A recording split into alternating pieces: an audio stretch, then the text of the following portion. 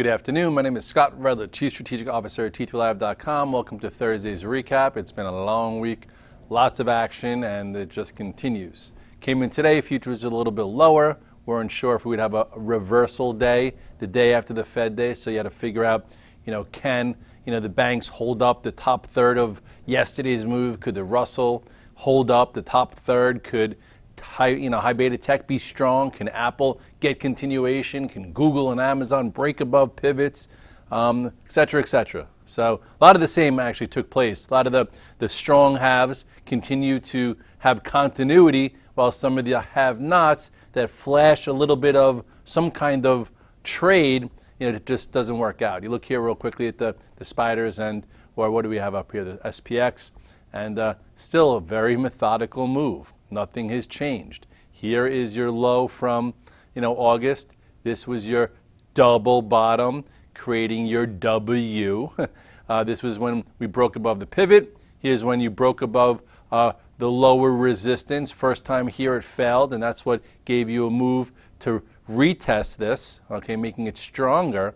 Pushed above, came back, found support at the 8-day, and what have we been doing? We've been finding support at the 8-day during this portion of the run.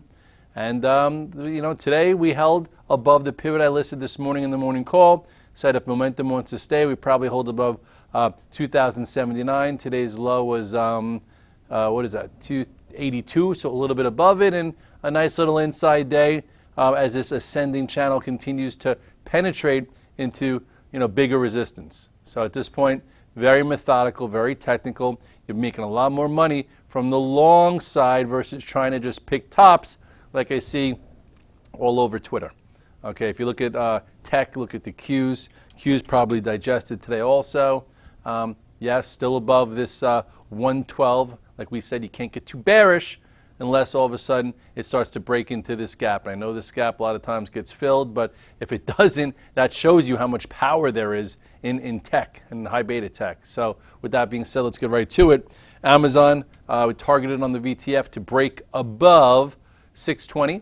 Okay, that reason why 620 is because if people were short from the earnings day saying we're going to get a move lower and continuation to the downside like last quarter. It didn't happen this quarter. Big gap up, held the gap showing power, trickled up, squeezed some shorts through here, closed well, and if futures are up tomorrow, probably continues. Google wasn't as powerful, but it wound up breaking above that little pivot that we talked about also, which was right around here. And now the next one will be above the earnings high, just like Amazon. This too had a big gap above a prior pivot, did not fill it, okay, and is trending higher. So the best, probably easiest trade was to buy this day with the stop at the gap support and just let it go. If you did that, you're making money. Apple, what a nice surprise. Yesterday I talked about, can Apple change its composure? So the first things first was it had to actually hold a gap, and that's what it did yesterday. Closed with some volume. Yesterday in the recap I said it would be nice to get a day two. It didn't open up, it opened down. Okay, 117.50 I think was the spot that I said it would make it easier to hold, and it went as low as 118.27, which is why I held it all day. And it also gave you a day trade, which I wasn't at my desk for, that some people probably added and then created some cash flow and then maybe took some off towards the end of the day. But all in all, it's very nice to have Apple in the mix, and it's come a decently long way, but it still has some room if it wants to. Tomorrow's option expiration, so who knows where they really want to pin it. Some think 120, so probably can't have too much overnight. But if you go to the 5-minute chart just to look at the tactical cash flow trade that wound up taking place, a little later in the day, here was your what's it called? Let's get back to where is today. Today. Okay, so here is where you had where are we? This was your. No. Where is today? Okay, here is today. So this was your mini little move lower. Okay, you wound up holding this prior breakout. We talked about 117.50 because 117.50 was an area that it spent the afternoon. So I was thinking if it's any good, it's going to hold above this. So it held here, and then coiled, and then when I had to leave, because I have physical therapy in the marathon Sunday, it gave you a nice quick trade to add above this prior pivot, which gave you another 50 cents, pulled in a little bit, and then gave you another one. So if you just held it from yesterday and said, I'm not going to add, I'm just going to watch it for day 2, you made money. If you tried over here a little bit and added, didn't work out, but then, in the afternoon or right around, what is that, 1 o'clock-ish, you had a quick little trade to the upside, and then an even bigger one. So, nice tactical move. Some say, could you go over your tier system with the Apple trade? Okay, so here it is. If you bought Apple yesterday, because remember I said it needs to hold the gap up, show some power. So here was your quick move in Apple yesterday after earnings, okay, wound up coming in, and it held the gap. So right here, if you bought it here versus the gap, maybe that's tier 1, okay, and then perhaps yesterday when it broke this little descending channel from the afternoon, let's get off of there, here's your tier 2. Then it really didn't do much the rest of the afternoon, closed strong. So just say, overnight you go back to tier 1, okay? It closed sort of strong, pulled in, now you're in tier 1. And then tier 1, you're feeling comfortable because you don't have too much in as it goes back and forth. Then in the afternoon, it goes to take out yesterday's high of 119.20, which I talked about on Twitter. I said if it can hold 117.50, maybe it takes out 119.30. Here you go to tier 2.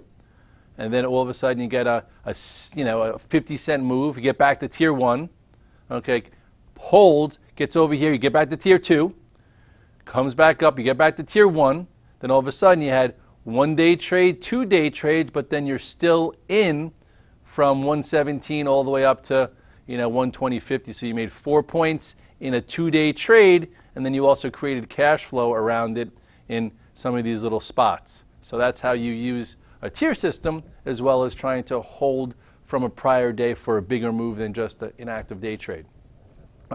Facebook also trending higher. Every day everyone says it's over, and meanwhile Facebook has been best in breed and at the friggin' highs of all-time highs. So if you're an investor in Facebook, you're doing just awesome. This was your past pivot as a trader to buy. Here was a pivot to buy as a trader, and here's your red dog reversal to buy the dip. So 1, 2, 3 pivots. I was long this one, and then in this one I went to options. Okay, I think I had stock also, sold stock here, kept the options, and now I'm in a call spread. So I'm just sitting now, and I really, it's just called away. I think I bought it for 2, sold the 102s for 2, and I don't know exactly where it is, but it was a nice trade. But look at this, above the 8 and 21 day, that's when you stay long. Another note, the Russell was a little weaker today, but didn't fall apart. I'm still in the Russell. I'm trying to give it a little time. It doesn't have all the buybacks like a mega cap tech and all that kind of stuff, so it actually has to, have participants going up without a buyback somewhat. Here is where it held. I would think that, it starts going much below today's low tomorrow, this 115.50, and I would probably get stopped out, and that would just be like, okay, it's a laggard sector. It tried to go, and it couldn't yet. If it holds here, goes sideways, maybe there's another trade at some point above this. The IBBs gave you a red dog reversal to the downside today after a nice move up. So that was your signal to take some profits. If you bought the pivot we listed in my Redler all access note that I write every day, Monday through Thursday right here, you had a sell signal into the 200-day when it pushed above 331.79, which was 10 points above this, and made a high of 336 and came back below. So that could have been your get out of your swing long, and that could have been a cute short for some guys saying, hey, you know what, this thing was 310. It just went as high as 336. It's back up below yesterday's high of 331. $5 risk, and you made for yourself $5. And then maybe tomorrow if you get a little bit of a down move, you get some continuation, and then who knows, maybe tomorrow we could rebuy the dip here or something like that. It's still caught in this bigger descending channel, but at some point perhaps it breaks it. But at this point, nice little trade away from the danger zone, which was over here. After the close, LinkedIn came out with numbers, pretty big report across the board. It's been acting better. I would think about 2 weeks ago we were focusing on this in my morning note. I wrote it every time saying if it goes above 199, you get a decent trade back up to fill this gap. Well, it almost filled this gap pre-earnings, and now it's up somewhere around here post-earnings. So here is one resistance, and then this gap from way back when is all the way here. So, if you are long it and you've been riding it, it's, into this zone 230 to 250, you'd probably be better off, trailing some versus just buying it there. Yesterday, Talked about the weakness in the metals and how they had an outside day, which is if you're a gold bug, that's your signal to sell. Means it probably doesn't get over the GLD 114. That shouldn't have happened. Gold doesn't like a hawkish Fed. And meanwhile, that was yesterday. And then today you had some downside follow through.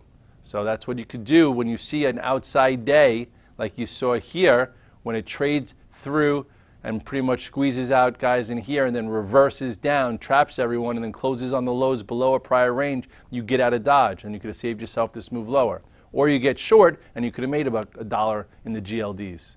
So that's what this loose wide range bar means. We've seen that many times in the TLTs actually also.